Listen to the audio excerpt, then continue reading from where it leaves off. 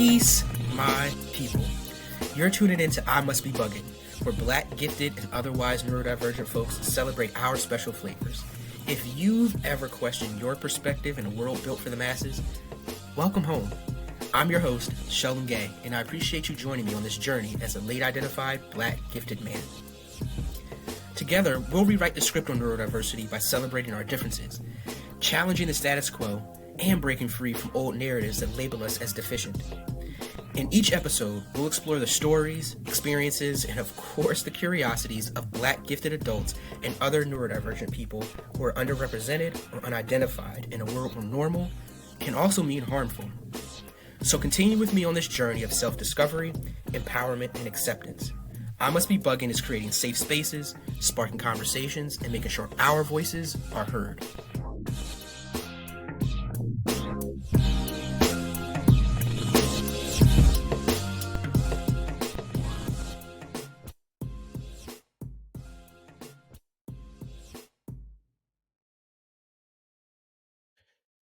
Hello and welcome to the latest episode of I Must Be BUGN.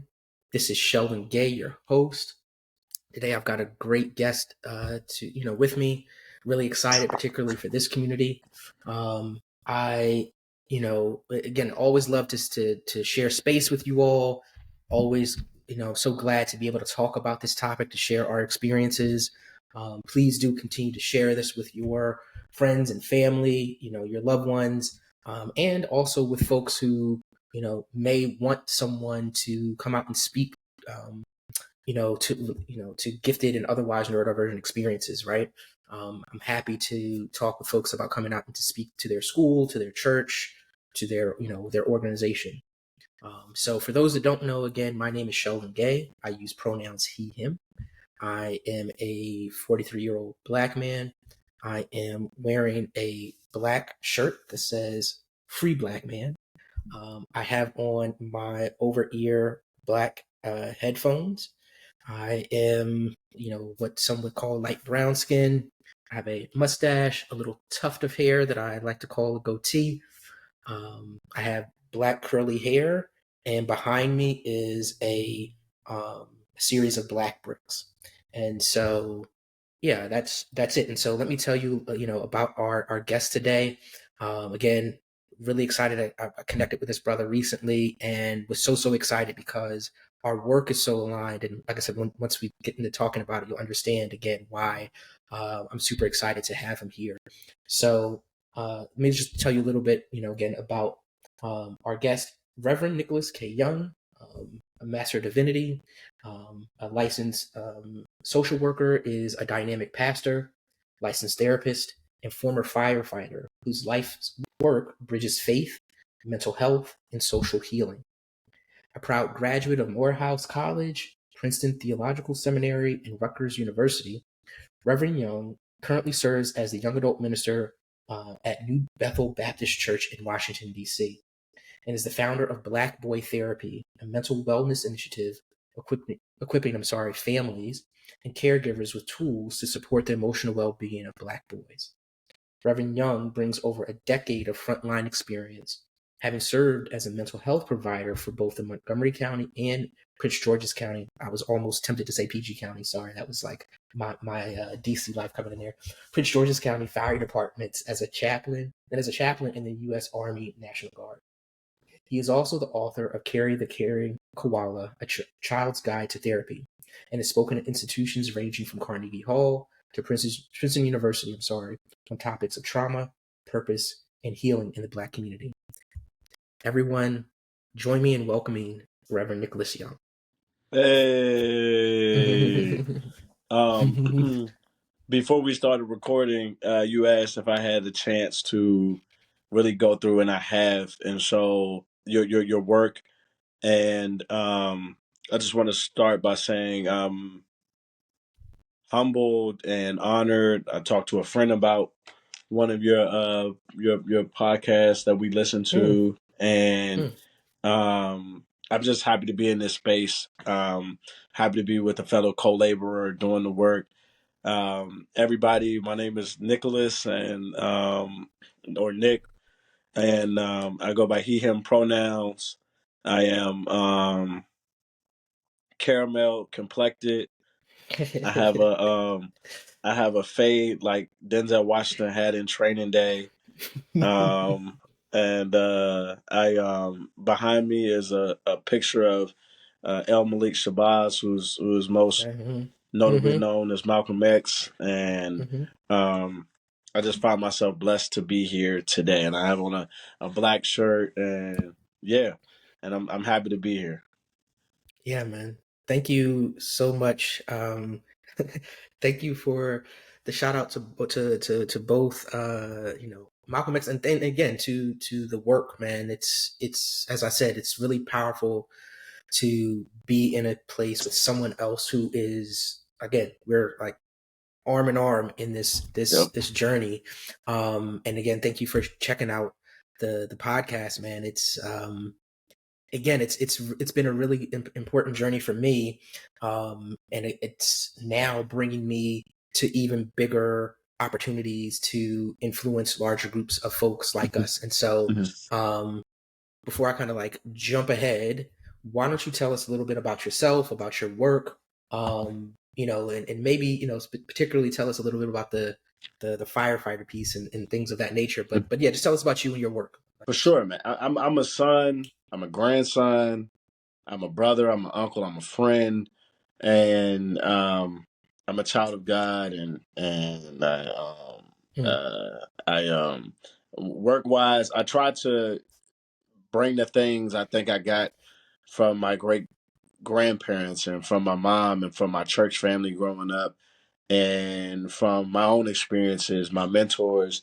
I try to bring those things to people professionally in ministry and mental health as a therapist and as a staff pastor at a church. Like I try my best to give people hope, meet them where they are, mm-hmm, uh, help them know that life is worth living and mm-hmm, tap mm-hmm. into their purpose and I'm a lover of kettle corn. Yeah, yeah. That's what's up. I no notes on that one. I'm with you on that one. Yeah. Yeah, man. So how did you? I mean, I guess how did you? I know again we talked about your ministry work, and your therapy work, and what's one of the things that's interesting for me is that typically it's almost like church and state, right? Like those people are like, oh, either you go to church or you go to therapy, right? Like those two don't necessarily always go together, Hmm. but yeah, they both are within you. So tell me a little bit about um, again how you kind of came to both, but then what it means for you to have those things together, like to be working on through both of them together. Hmm. I think that's a great question. I'm sorry I forgot to talk about the firefighter piece. No, no, it's Um, fine. my bad. No, it's good. No, I I think it's multifaceted. Like my response would be I'm somebody who can credit the fact that I'm here to the fact that I had a mental health clinician when I was younger. It Mm-hmm. wasn't just church. It wasn't just family. It wasn't just coaches. I also had a mental health clinician that affirmed me, that worked with my mind. Mm-hmm. And we are Mm-hmm. mind, body, and soul. I stand by that. We are mind, body, and soul. So I Yes. had somebody who was willing to meet me where I was in times where I really needed that help and assistance. And so I think that planted the seeds.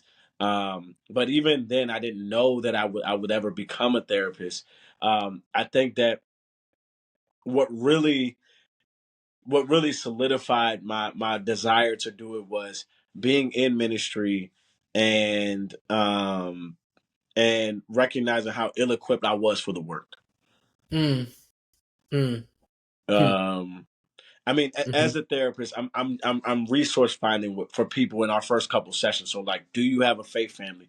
Do you have mhm, friends? Do you have who's present in your family? I'm resource mhm, finding because you're with these people more than you are with me. Like, I get mhm, 45 mhm, minutes to an hour with you, And Right. this is who you're actually going to be around. This is who you can really call in the jam. This is who's going to pick you up from the side Mm-hmm. of the road.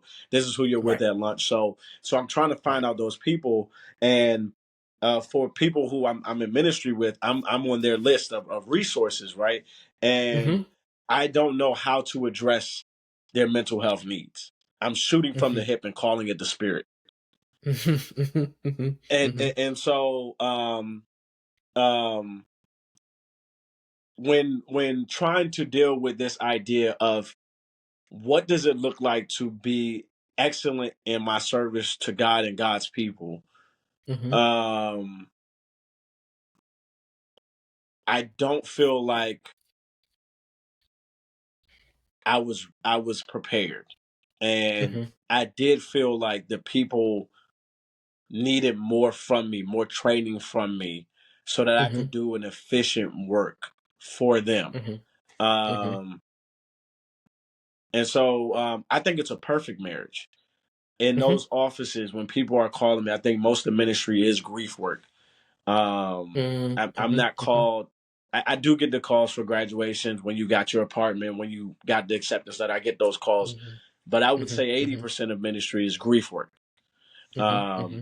And whether you're grieving a breakup, whether you're grieving, I get more calls about bad things than I do about the blessed Mm-hmm. moments. And Mm-hmm. so being in those situations, I wanted to be an effective listener. I wanted to be an effective sounding board for ideas. Mm-hmm. And Mm-hmm. so I think the marriage is perfect. And I'm blessed to have gone to a seminary that allowed me to go to another school at the same time and bounce between the two and be able to complete the training at the same time. Mm. Yeah. Listen, man, I thank you for sharing that. And I wholeheartedly agree. And I think the most important thing, or at least one of the most important things that you shared, right, is, and I give you credit for, is realizing that there was a piece, missing, or that there was an opportunity to better serve, right, by adding this piece on.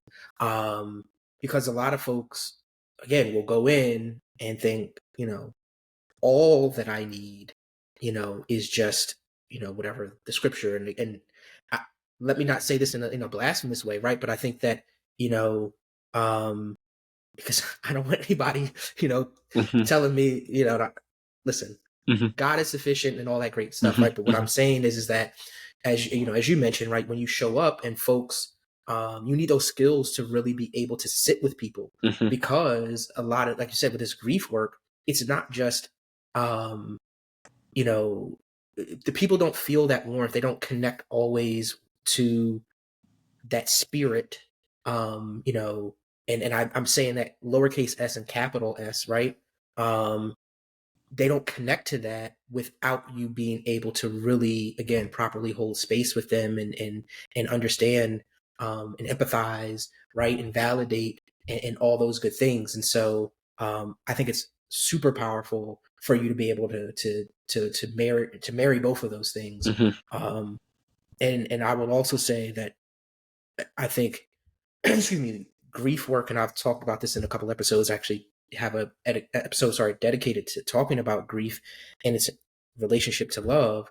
But I think that one of the challenges that we have as people is that we're not as in tuned and familiar with grief. And Hmm. so when grief arises, we find ourselves at a disadvantage. And that is, again, a lot of the work that why people are coming to you. So, like, I guess what I would ask, even for you, um, are there ways in which you feel like, um, I mean, maybe there's maybe some examples that you have of where you leverage both sides, or where, like, you know what I mean, like, to really tap into, helping people with that grief. Because, like I said, sometimes people will, what is Styles P says, he's like, people will text you prayer hands, won't say a prayer for you, Hmm. you know what I Hmm. mean. Hmm. And so, like, if you can maybe share some more about that, like, and how those two things are coming together for you. Yeah, yeah, yeah, yeah, yeah. I mean, I find myself it's truly a privilege to be allowed to have walked in both in both spaces, because both truly do help me in the other space. Mm-hmm. Um, Mm-hmm. the things I hear as a therapist, whether somebody asks me to put on my ministerial hat or not, Mm-hmm. I'm able to process that and show up for my clients in such a way, because I've had seasons where I was working in a hospital and I was there. Mm-hmm. And then not only the ministry piece, but I used to be a fireman. So Mm-hmm. when you're describing a crisis, Mm-hmm. Mm-hmm. or you're describing a moment in your life where everything, it's it's I'll just say, like, I've been privileged to say I can be baptized in the waters of different experiences, and Mm-hmm. being baptized in the waters of different experiences allows my ears, these big ears God gave me, to be super attuned, and my Right. eyes to fixate in a way, and my heart posture, Mm-hmm. to show up Mm-hmm. in a way that I think, I pray, Mm-hmm. helps people feel seen Mm-hmm. Mm-hmm. and heard, and like they're not alone. Mm-hmm. Yeah. Yeah. Yeah. Yeah. No. Again, very much so heard, and I think again, it's just super powerful to be able to pull from both sides. Hmm. A lot of folks, again, whatever their faith journey may look like, right? There is something to be said for, um, at least for you, again, how you show up, what your mirror looks like, right? To be able um, to share, something that goes beyond this tangible space, Hmm. while this at the same time, right? Again, physically, you know, recognizing that, um, prayer is not this like, uh, Amazon delivery service where you say it Hmm. and then Hmm. whatever, like next day, same day delivery, right? Like Hmm. that kind of a thing, right? So you Hmm. have to be present with both. Um, so let me I know you were talking about fixating, and this is only a proper segue to talking about, um, neurodivergence. So what is I want to make sure that we talk a little bit about this stuff too. Like, what does neurodivergence mean to you? Do you identify as neurodivergent? Tell us a little bit about that. Yeah, I think the neurodivergent mind is one that processes information, responds to information differently. It could be a Hmm. wide variety of categories. You can have your gifted thinkers. You can have your autistic thinkers. You can have the ADHD. You can Hmm. have, Hmm. and I think that the mind is going to process in a way that, in out of, you say, 100 folks, this mind is processing things in such a way that has a salient difference than those. Hmm. Hmm. Hmm. Hmm. Hmm. And I am neurodivergent. Okay. Okay. Hmm. Thank you. Yeah.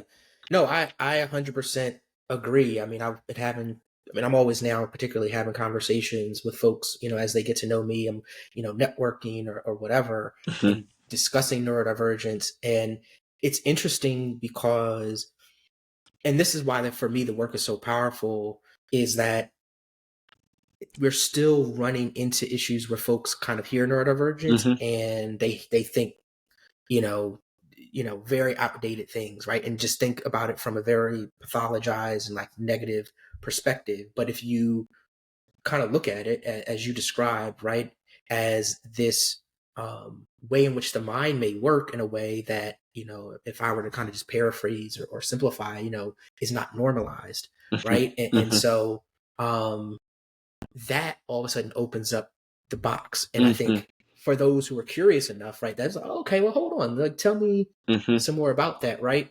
Um, and I think particularly for us, as melanated folks, right, like, I think one of the things that has been taken from us or denied us in a way is this opportunity to understand ourselves in that way. Hmm. And to me, it's super powerful because, again, through your work, right? Where you're sitting down with someone and they may be going through whatever they're going through, or, you know, again, it doesn't necessarily be a grief thing, but maybe they're coming to you and imagining their future, right, and talking about that, right, and the way they're showing up, if they're not seeing how they are truly transcending, you know, um, their world, right, or like, you know, how they're showing up that needs to be celebrated, right, as opposed to things that are like, well, I'm not like other people, and this makes me feel. It's like, wait, hold on, like,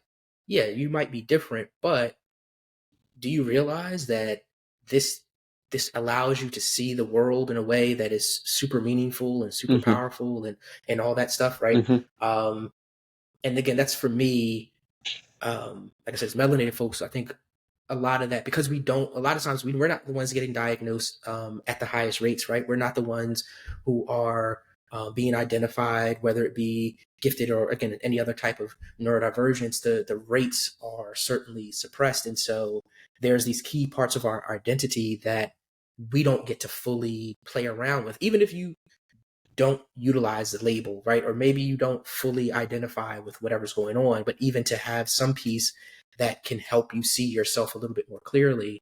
For me, that's why, again, this work is super, super important. And I'm thank you for, sharing your perspective on neurodivergence. Um, I know as well that to that end, I found you because you had this video talking about um, the experience of talented and gifted folks. So before we kind of fully dive into that, tell me what that, means for you. And I believe that you said before that you were identified as talented and gifted. And, if not, tell me again, kind of like what that means for you and why you're, um, starting a community and kind of doing the work as it relates to that group. Yeah, so I am gifted, and uh,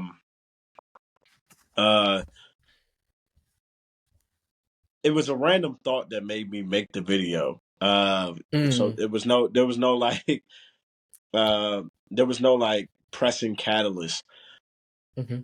But I would also have to say that the content in that video came from my life and my work as a clinician that works with Black boys.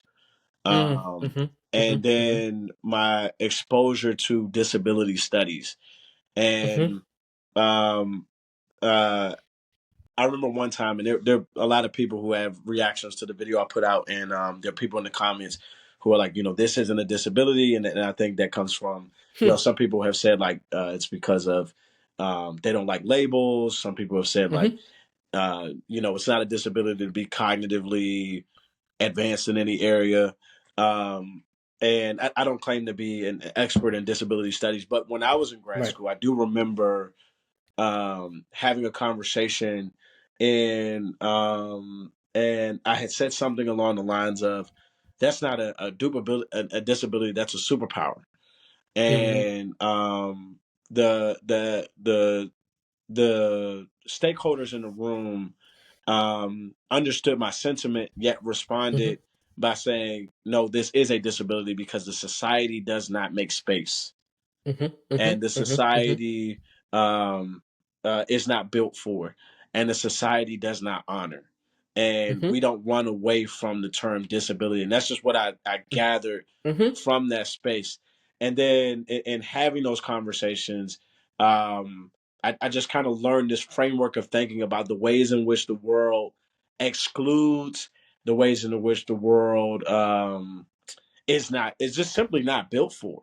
Mm-hmm. It's just Mm-hmm. like, I mean, we can go back to kindergarten when you had the round peg and you're trying to put it in a square hole. Mm-hmm. Mm-hmm. And the society can function like a square hole for neurodivergent people on in all of its manifestations.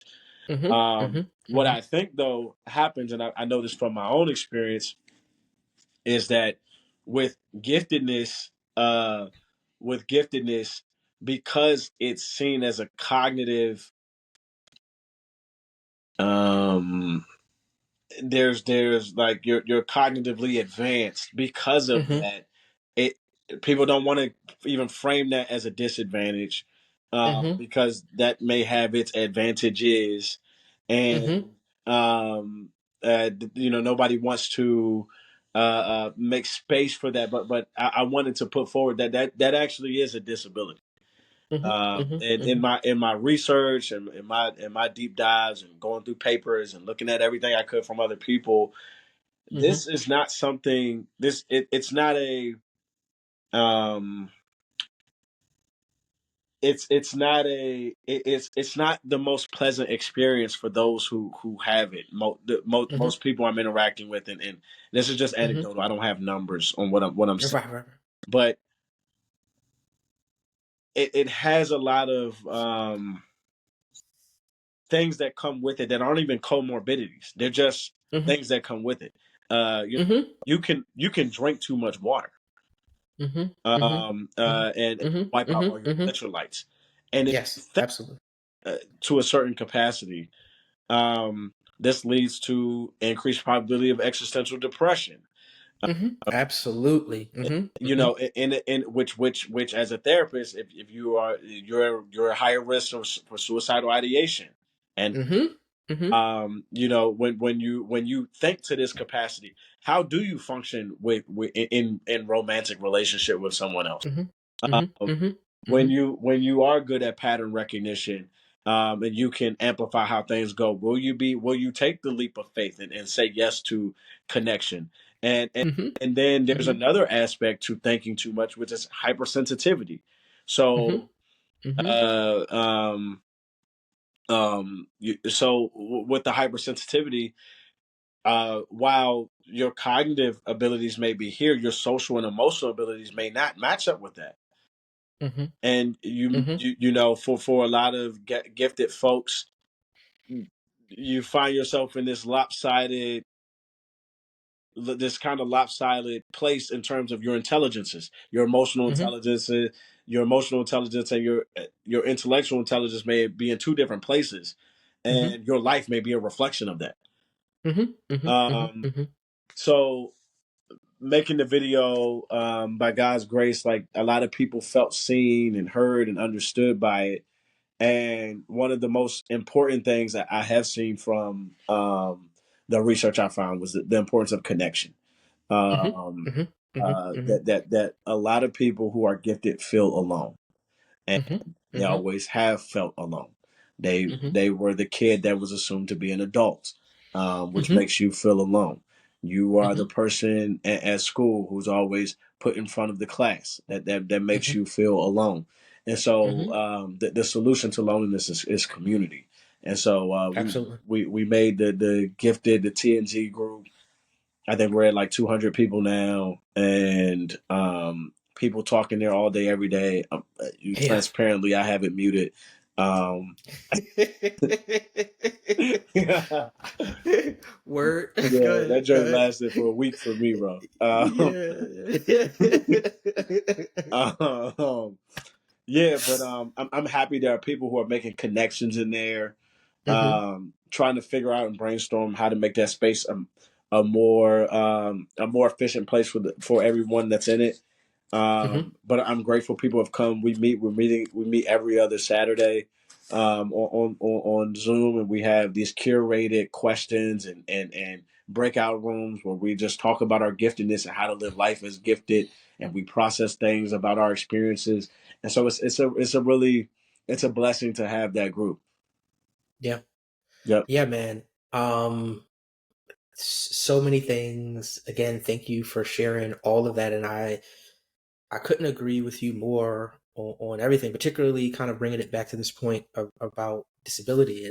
And again, let me also commend you for being, open and vulnerable about the story that you shared, right? Because a lot of people are like, oh, well, I always thought this, right? But it's like having this thing where, you shared. And I think what was really cool and special about your story as well is that I appreciate the fact that those who were in the room didn't completely shut you down, didn't completely, like, whatever, attack you, like how dare you or whatever, right? They helped you kind of expand, right? Like that's the way that I would think about it, right? And so to me, that's going back to another part that you mentioned, right? That's what it means to be in community, really, right? And yeah, man, like everything that you talked about, I know again for me, it was super resonant in the video that you shared, and definitely aligned with, the work that I'm doing and that I've seen, as I've discovered myself, again, both in my own self-discovery journey, but as well as I have become, more of a vet in this game, as it were, right? And I've started to see other people who are now kind of pulling themselves out of the matrix, right? I see exactly what you're talking about, that there are a lot of people who are realizing, wow, like there is this loneliness and there's an explanation for it, right? There is this, you know, I'm not the only one who spends time thinking deeply about the patterns around me, or thinking deeply about the emotional complexity of my life. And again, I like to talk about it as accepting your cape and your kryptonite, right? Being able to marry those two things, because yeah, sure, there are some good things, but there's certainly this piece that, when going back to call back to the beginning of the conversation, when you're doing your grief work as a gifted person, that will likely be, we're not coming with just like a little KFC bucket size of stuff, right? Like we talking about like the old, the big old like what are those, like pod containers, right? Like those big old containers, like that's what we coming with, right? And so that's a lot to sift through, right? And so it is a challenge. And as I always like to acknowledge, there is some privilege in being able to talk about it from this perspective, particularly for those who may have more challenges with their disability, right? But like that doesn't negate or deny the fact that there is again, there is a kryptonite piece. And I really, again, appreciate you bringing that part up, because I think that is one of the challenges that a lot of us, that we're uncomfortable having that part of the conversation. Like we feel bad for complaining, we feel bad for excuse me, talking about certain things, because for our lives, either externally, internally, or both, there's been this thing of like, well, again, you should be able to figure it out, right? Or who are you to complain, right? And it's like, but I'm still a human being. I mean, it doesn't have to be this, it doesn't have to be this comparison thing of, well, just because I'm not starving doesn't mean that I can't also be hungry in this moment. Like, you know what I mean? Like that's a kind of a thing that I think a lot of us are dealing with. And so again, really, really appreciate you, and appreciate you for creating the group. I think, again, I am excited to see where it goes. And I've sat on, one of the Zoom calls, and, I was ready to tear up. I'll probably even tear it up at some point, right? Because again, to see so many of us from so many different places, all with this shared experience and talking about the power of community. Because, the last thing I'll just say really quickly is I remember early in my journey, I was having a conversation with a guy, and kind of the analogy or whatever that we were talking about is it feels like being like adrift at sea, right? And you just like, you look around and it's like, who's there? I don't see anybody. And then you might one time see, like, it gets so exciting. Oh my gosh, I see this little boat, that comes by. But it's like, aside from those very rare times, you very much so are just, again, you're just alone with your thoughts. And that gets tough, particularly for social beings who crave that connection, but don't always find someone or something on the other side that can hold space for all that we come with, if that makes sense.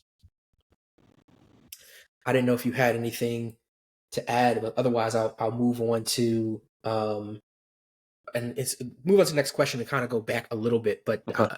wanted to make sure if you had something to say that I Mm-mm, left space for you to. This is Okay. good. This is good. Cool. So my next question is kind of like I said to go back a little bit is to ask about. I know for me, my part of my gifted self discovery journey was also realizing that my work in therapy had been challenging because people didn't realize that I was gifted. And so there were a lot of things, even like just very simply talking about existential depression, right? Not realizing that it's not this um it's not so simple as like, whatever, a cheer up, or even again some of the tactics that work for a larger population. They don't exactly work as well for us because again we're not talking about a KFC sized bucket of stuff that you have to kind of like sift through. You're talking about a much larger, much more interconnected, much more dense um, set of things that we're holding on to. And so, you showing up in a space where folks are looking to help, and it can seem like kind of going back to what I said before, right? Like, what are you complaining about, right? Mm-hmm. Um, so the question is, what do you think from a mental health and therapy perspective that we can do to make spaces more helpful for gifted and otherwise neurodivergent people? Mm-hmm. Oh, this is a great question, and I think there's so many things we can do. Hmm. Um, I think just in general for neurodivergence, uh, when you are thinking about disability, like for example, I have asthma, and because of my asthma, I was by God's grace able to get out of the military. But Hmm. um, when people were looking at me, because I don't have any things they can see with their eyes, Yeah. Yep. there Yep. Yep. was this Yep. assumption that I was good to go and ready to do whatever. Hmm. Meanwhile, I can't breathe. Right. Um, Shay. Yeah. I Yeah. can't breathe, and I think that something that should be done with the education system is investing time in teaching young people who will grow up to be adults that disabilities are not always things you can see. Hmm. Hmm. Hmm. Hmm. Disabilities are Yeah. not always things you can see. Um, and wounds are not always physical wounds. Hmm. Hmm. Hmm. Um, Hmm. Hmm. we can Hmm. get wounded spiritually, and Hmm. we can also be wounded mentally. Absolutely. And I'm not Yeah. saying that being gifted is a wound, Mhm, mhm, mhm, mhm, but it mhm, is a mhm. way that needs special attention and care. Yeah, yeah. Um, so I think that as society advances, that has to be the start. Um, just recognizing that everybody is not what you may appear on the what may meet you at the eye. Yeah, Not it goes yeah. back to the age old don't judge a book by its cover, and Absolutely. then teaching people how to engage in conversation about in what ways may I honor you and how Mhm, you show up to mhm, me. mhm, mhm, Um, mhm, mhm, mhm, and right now we're talking about giftedness and we're talking about neurodivergence, but we're also just talking about what it means to be a good person, a good mhm, member of a community. mhm, mhm, What is mhm, it mhm, about you, and how can I honor you right now? mhm, mhm. Um, uh, I'll tell you a funny story. Go ahead.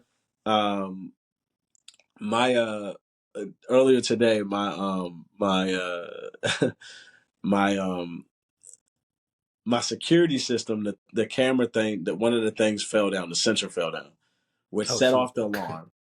Mhm, And my front door was unlocked, and so mm, um earlier today, there were 2 police officers that met me in my bedroom.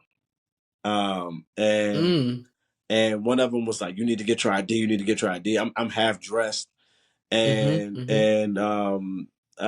this is how my day starts. I'm literally also I'm working too. So I'm on like I'm on the it's just a lot going on. And the officer says, your alarm is going off. Your alarm is going off. Because of the guns in the military, I lost a lot of my hearing. And my hearing aids are on the stand. And so you're in my house giving me orders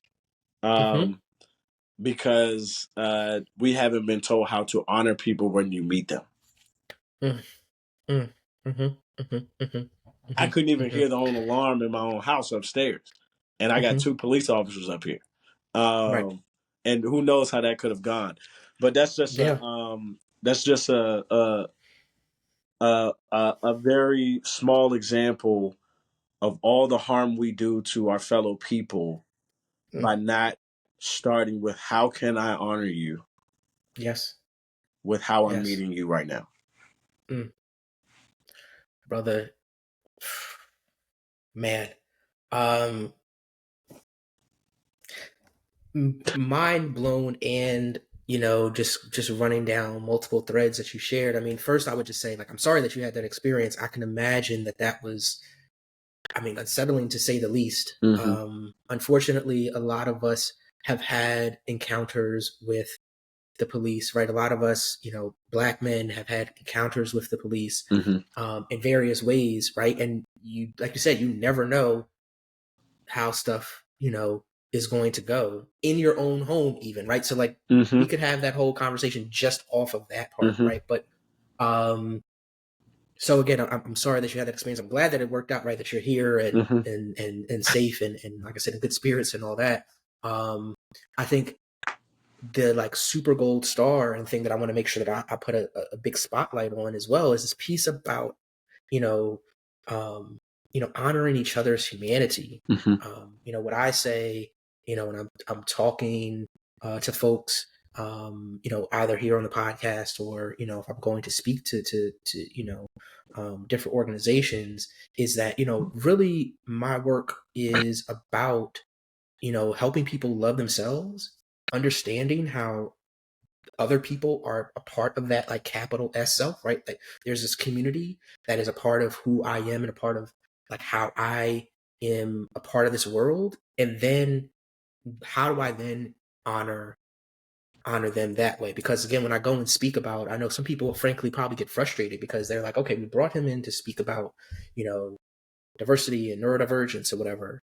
And sure, I talk about that, but I promise you exactly what you said is exactly how I come in. I'm like, I'm telling folks, I'm not here to just tell you these are the 10 ways that you whatever, speak to autistic folks, or like, that's not my thing. If that's what you're looking for, like, I'm telling you right now, that's not my thing. My thing is to say, no matter whether it's an autistic person, someone with asthma, someone with hearing loss, someone with brain fog, whatever it is, I don't care, right? That you will be empowered to show up better for them because you realize that your job isn't to be,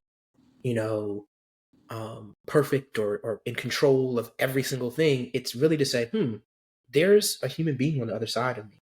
How am I just starting with honoring and acknowledging that, and then moving to, anything else that comes. And so I really, really, really, really appreciate that you said that, because we can get, super esoteric and complex and all that kind of fun stuff. But it really does boil down to, and if I do kind of give a call back again to like ministry, right? It is like the golden rule kind of a thing, right? Like, how am I just simply saying, I'm not talking about religious law. I'm not talking about, like, how do I just treat you in a way that you, would want to be treated. And that's it. And if I can do that, as the good book says, right? Like it covers the rest, right? So yeah, man. And like I said, I really, really appreciate everything that you said, and I won't, to the point where I won't even do any more talking about it, because I don't, again, I don't have much more to say. I think it was, like I said, really, really well said. Um, so as we start to kind of round out here,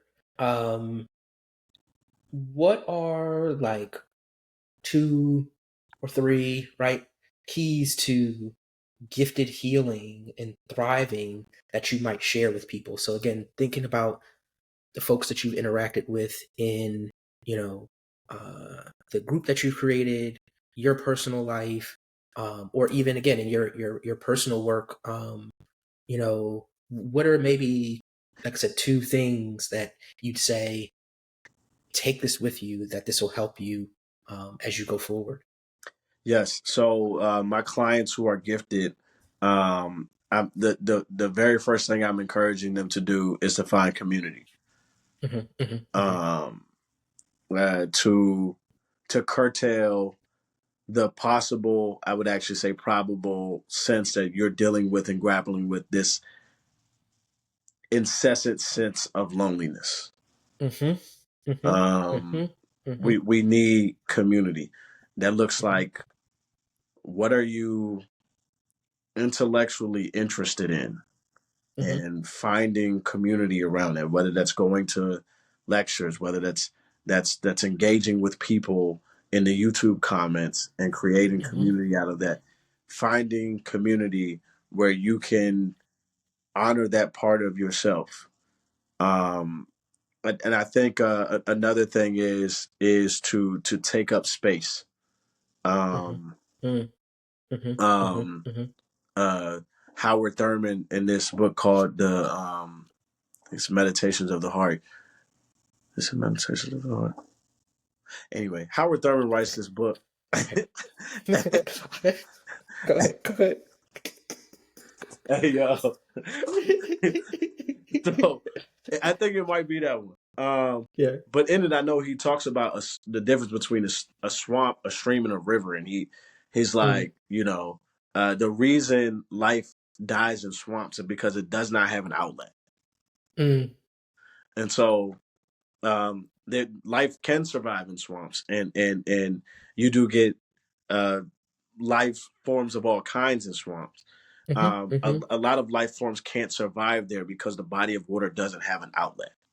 mhm, mhm, mhm, mhm, mhm, That is super relevant to the gifted mind. mhm, mhm, Um, mhm, if you get into this rat race after school, of having to work to pay bills, to live, and to feed the family, and to make sure you can go on vacation once a year, and if you're in mhm, that rat mhm, race, it's quite possible that you have in some way compartmentalized that mhm. creative part of you and put it Yes. in a shelf and forgot it, Mm, and it's now collecting dust. yes. Yes. Yes. Meanwhile, your soul Mhm. is dehydrated. Yes. Yes. Yes. Mhm. And as your soul is dehydrated, it's having it's having it's having a ripple effect on every other part of your life, Mhm. Mhm. Mhm. because you know how to draw and how to paint, and you know how to create organizations, and you know how to do this, but you're not doing it. Mhm. Mhm. Mhm. And so Yeah. without that outlet, things in you are dying and bottling up, and it comes out in like, steam going down the pipe. It needs somewhere to go, and sometimes it doesn't come out in the best ways. Yeah. No. Yeah, brother, you are spot on. I think for me, one of the things that's super resonant, but again, just so important about what you said, is that there are a lot of folks that I'm running into in this work who have cut out that creative part, right? And again, whether that is like the arts, or just again just creating, right, Mm-hmm. something anew, imagining, Mm-hmm. reimagining, all that kind of stuff, right? They've cut that part out, and I'm glad that going to call back to what you said earlier, right, is that there is a mind, a body, and a soul, right? This connection between all of them. When one piece is off, right, it just throws Mm-hmm. things, throw off, right? It's those things off, and you can't thrive and really shine and feel the joy that you are seeking if you are, compartmentalizing that piece of you. Again, it doesn't mean that you have to become, whatever, a Rembrandt or whatever. Like, you don't have to be in an art museum um, for that need to be fulfilled or for it to be worthwhile, but you do need to make sure that you are honoring that piece of you, that call that's within you, to do the creative portion, right, and these other elements. I think that, again, it's super super um, important. And yeah, as gifted folks, this is, again, part of the challenge with navigating our mental health, because again, it seems, if I am, for example, accomplishing things in this rat race, if I'm racing really well, it can feel awkward Mm-hmm. because of how people frame success in life or whatever, to say you should be taking time for things that may not Mm-hmm. further you in the rat race. And it's like, Mm-hmm. what? Like, Mm-hmm. it's like, Mm-hmm. no, no, no. Like, I promise you, if you do that, first of all, you don't know what you're going to find. But two, I promise you that all of the things that you're doing in your life, your relationships, your career, whatever, right? They will be enhanced because Mm-hmm. you are tapping into that piece. Mm-hmm. Um, I want to make sure too, and I didn't necessarily explicitly ask about this, but really, really quickly, I just want to make sure that I ask, because to me, it's really important. Your work is focused on Black boys. Um, can you just tell us a little bit about why, for you, um, it was important to specifically focus on Black boys? Yeah. And can I just answer one thing about the last thing Mm. real quick? Yeah, and something while you were talking came up for me, where you said, you got to honor this part of you. When I go to the store, I get clothes that fit me. I don't get extra small shirts because they don't fit me. And so, when you are choosing a church community, when you are looking for a therapist, and when you are choosing to engage in friendship, as a gifted person, you have to choose spaces and people that fit you. I need Absolutely. a pastor that can talk to me. I need a therapist that can talk to me. I need friends that can talk to me and make space for me. I need lovers who can talk to me and make space for me. I don't buy extra small shirts because I don't fit them. Ashe. Um, and then in terms of the Black boys, when I was doing research at the Child Welfare and Wellbeing Unit at Rutgers, um, this was at the time when Black boys became the most at risk for suicide, which was unprecedented. Um, and and I've dealt with suicidal ideation myself, and I started looking for, like, companies just completely dedicated to Black boys. And when I thought of the name Black Boy Therapy, it hadn't been taken. I think there may be one entity that may have done something years ago. I haven't seen anything, but it just wasn't a thing, and that was concerning. Um, that was concerning. Um, um, so I wanted to do something so that, one, a young Nicholas is less likely to have the thoughts young Nicholas had.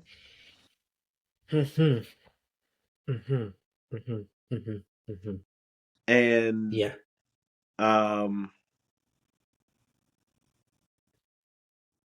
I think that,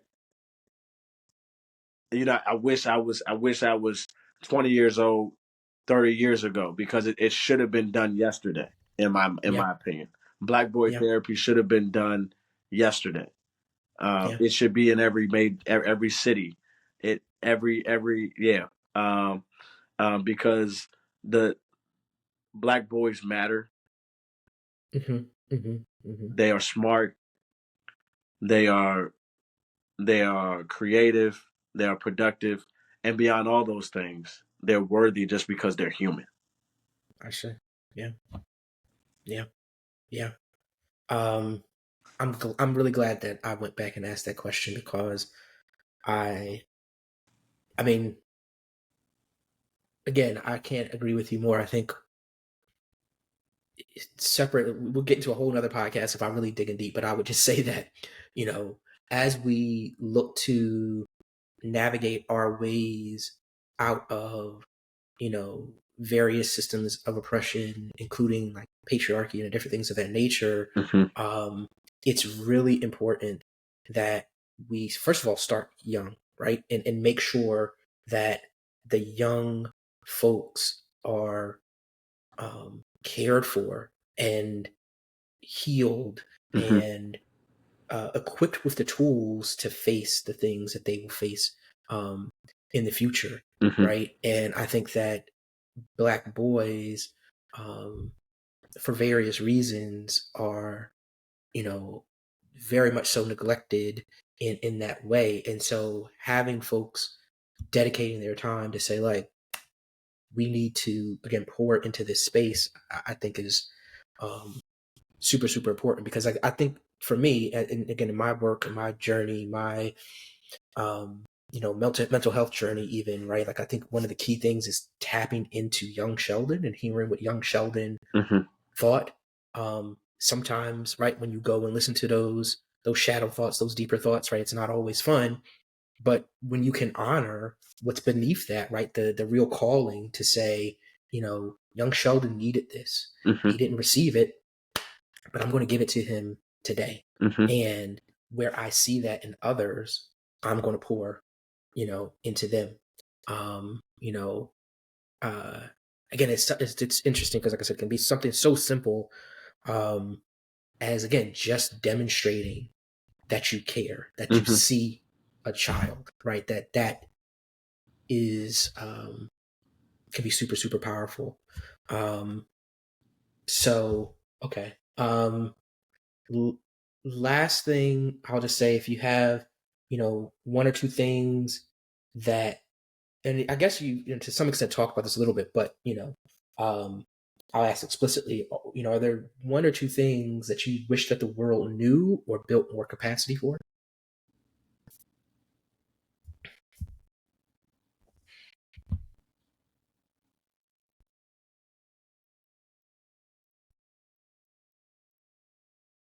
Um, uh, the world is such a big place, Hmm. Hmm. and I can be. It's very American of me to Right. think about like my American experience and then exclude what other people are um are are um are experiencing in other parts of the world and have been since I've been alive, or Hmm. since before I've been alive. Hmm. But still, at the same time, things are very contentious. Where in my where I am, right, in this Hmm. country, Hmm. things are very Hmm. contentious, and it makes me think of this church service I heard recently where this pastor was saying, holiness is still right. Holiness is still right. Righteousness Hmm. is still right. That's what the pastor was saying. And I want to remix that and say, love is still right. Hmm. Hmm. Hmm. Hmm. Love is still in style. Hmm. Hmm. Hmm. Um, Hmm. love is still the answer. Yes. Yeah. Um, I wish the world made more space for love. Yeah. Yeah. I hold on very quickly because, oops, I'm gonna have to pull it up somewhere else. You just reminded me there was a Facebook post. It's like a meme or whatever that I just reposted from a year ago today. That I think, if my computer wasn't going like 2 miles per hour, uh, if it doesn't pull up very quickly, because I think it might take a few more seconds than I'd like to wait. But I was trying to share with you was a quote that I had found through a Facebook post that, again, I had reshared a year ago. And it essentially talked about the fact that, it was giving a shout out to people who were keeping, their heart open to love despite all the hard things that they may be carrying, right? And that is not an exact quote, but that is essentially, the message. And for me, that's super, super important because, as you mentioned, right, there's so many things going on in the world. There's so many different ways in which, particularly, even going back to, again, this giftedness, right? There's this awareness of,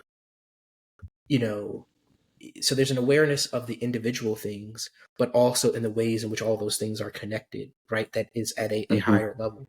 And so it can be hard, right? It's easy to get disillusioned, but I'm 100% with you of this, diving into and dialing into this message of love is still the answer, right? Like, despite all that, despite what I might have faced, despite what, might be going on, despite what somebody said, how they showed up, um, how I thought something was going to happen and it didn't, all the different things, right? Like, that love can still be, the answer. And so thank you for sharing that.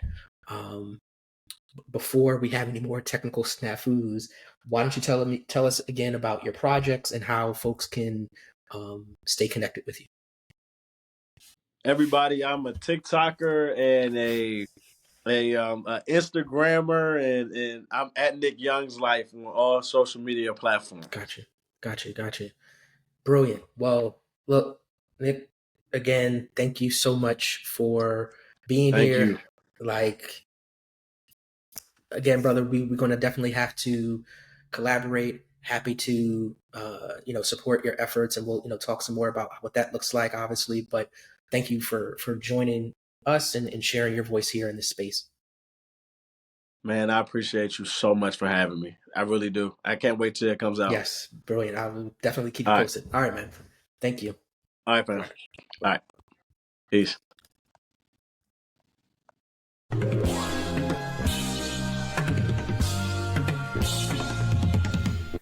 Thank you for joining me for another episode of I Must Be BUGN. I hope you've learned something, became curious, and most importantly, felt affirmed by what you heard. Remember, this podcast is all about sharing compassionate narratives about who we are and how we contribute to the beautiful and necessary diversity of humanity. This is our place to unmask and just be. Don't forget to connect with me on IG at I Must Be BUGN, where I'm eager to see you share your thoughts, your experiences, and your stories. And if you enjoyed today's episode, please share it with a friend. Leave a review and subscribe. It helps others who are eager for community find our people.